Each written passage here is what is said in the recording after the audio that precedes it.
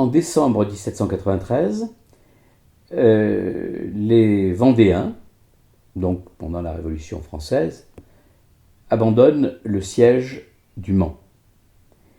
Et cela va donner lieu à une répression absolument féroce de la part des républicains. Aux alentours de la ville d'Angers, il y a de véritables massacres, des milliers de prisonniers sont exécutés, et le bruit court, une rumeur va courir, qu'une trentaine d'hommes vont être écorchés vifs et que l'on va tanner leur peau. C'est évidemment une accusation qui est très grave, et elle va nourrir l'idée que les révolutionnaires perpètrent un véritable génocide à l'époque en Vendée.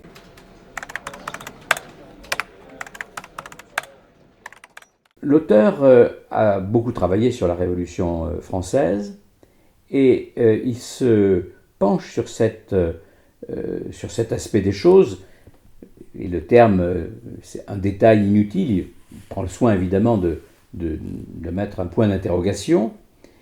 L'auteur essaie de comprendre quel rôle justement a joué cette rumeur et dans quel contexte se situent ces exactions qui sont avérées. Alors, on n'en connaît pas exactement toujours les détails, mais c'est quelque chose qui est arrivé. Mais pour autant, la question, et c'est une question d'actualité compte tenu du rapport que les Français entretiennent désormais avec la Révolution française, qui est parfois un rapport de défiance, c'est le moment de se poser la question de savoir quel est le rôle qu'a joué ce genre de rumeur.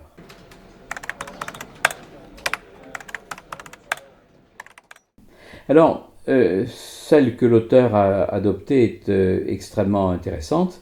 Il resitue ces exactions dans un contexte historique qui dépasse la Révolution française. Ça ne caractérise pas la Révolution française. La Révolution française a été évidemment un moment extrêmement violent. Il suffit de se rappeler la période de la Terreur, mais ça a été un moment très violent en Vendée, aussi bien du côté des Vendéens que du côté des Républicains. Ça, c'est parfaitement clair et c'est également avéré. Mais la question est de savoir quelle importance cela a dans l'histoire et par rapport à ce qui s'est passé avant. Or, les gens que l'on écorche, les gens que l'on détruit avec cette violence, l'histoire de la France en est pleine. Et donc ce n'est pas une spécificité de la Révolution française et, a fortiori, on ne peut pas réduire la Révolution française à ces violences.